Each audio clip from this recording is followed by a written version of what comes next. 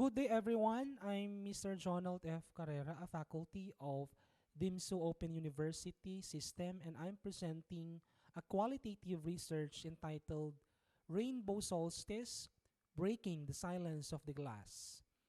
This research has something to do with the different factors affecting the LGBTQ++ in the city of San Fernando, La Union. To begin, people around the world face violence and inequality, and sometimes torture, even execution, because of who they love, how they look, or who they are. Sexual orientation and gender identity are integral aspects of ourselves and should never lead to discrimination or abuse.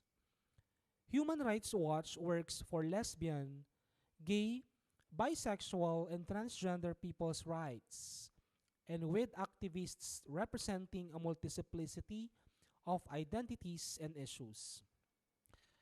We document and expose abuses based on sexual orientation and gender identity worldwide, including torture, killing, and executions, arrests under unjust laws, unequal treatment, censorship, medical abuses, discrimination in health and jobs and housing, domestic violence, abuses against children, and denial of family rights and recognition.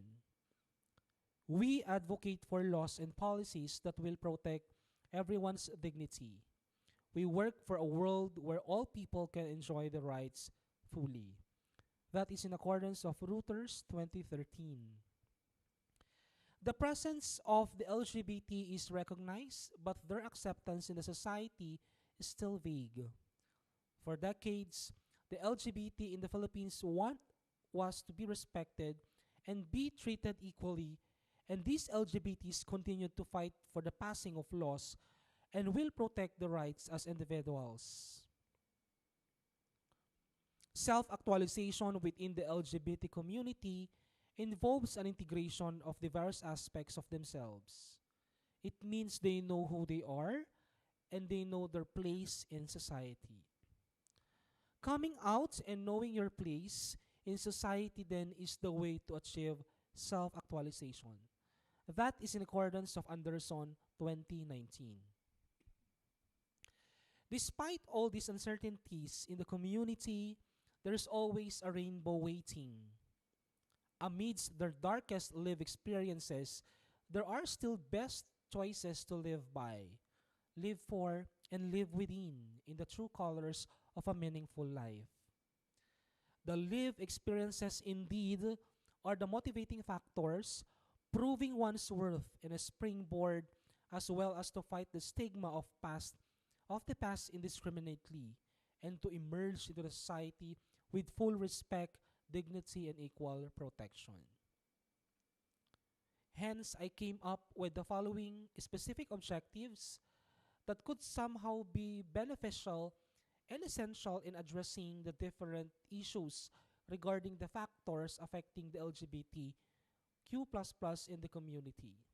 First, to determine the lived experiences of the participants in the vicinity. Second, to identify the factors extracted from their lived experiences.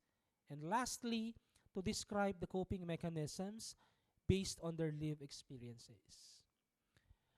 Based from those specific objectives, I came up with a theme, with all respect, of course, to consider also the meaning of those themes as extracted from those objectives. The first, of course, or to describe those, we have to consider also the methodology before we address those specific objectives. This study was conducted in the city of San Fernando, La Union, using the Key Informant Interview Method or KII, which consists of 15 members of the LGBTQ++ who belong to the marginalized group. They were purposely chosen as participants. Since the main objective of this study had something to do with the lived experiences of the participants, extracting the factors affecting them, the phenomenological approach as a research design was utilized.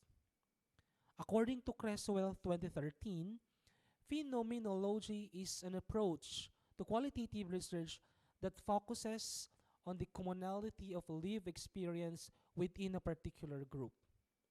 The fundamental goal of the approach is to arrive at a description of the nature of the particular phenomenon.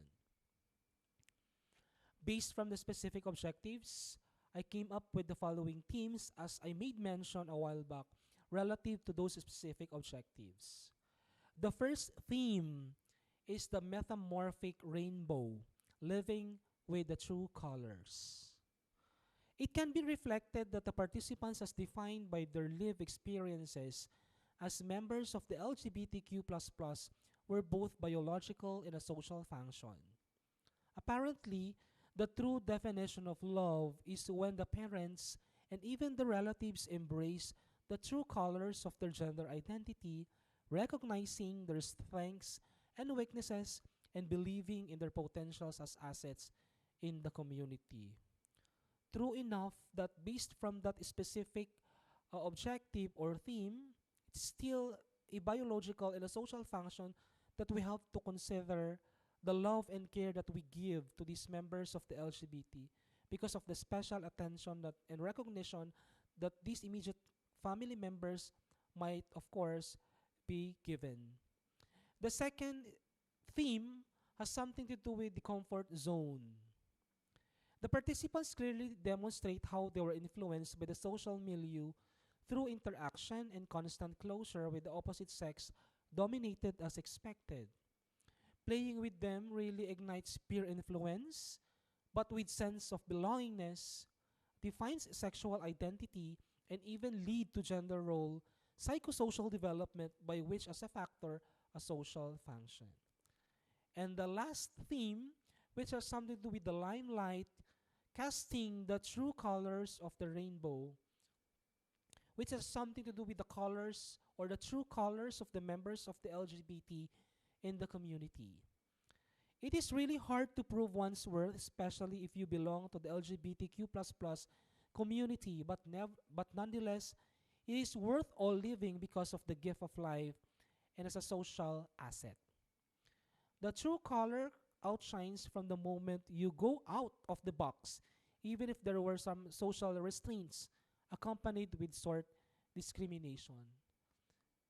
Apparently, it is indeed important that as a member of the LGBT, you have to flaunt who you are and what you have, and you will be considered as an asset soon because of your special skills and talents. And I believe that's the true colors of the LGBTQ++. Based from the three specific objectives, the third one has something to do with the coping mechanisms of these members of the LGBTQ++. The participants, despite of their lived experiences as members of the LGBTQ++, still prove their self-worth in the community with full respect, equal treatment, and pride. In fact, they strive well in academics with flying colors. Apparently, some already were professionals both in public and private sector. Furthermore, some involved themselves in political, social, and civic organizations with advocacies. And they viewed themselves with a positive stereotype, social recognition, and acceptance indiscriminately. And in the long run, laws were even passed protecting the rights in the community in terms of gender equality, such as Republic Act 11313 or otherwise known as the Safe Spaces Act or the Bawal Bastos Law. From that, we have the following sources taken from books, electronic journals, and even journals from different literatures as stated. Thank you very much and have a good day, everyone.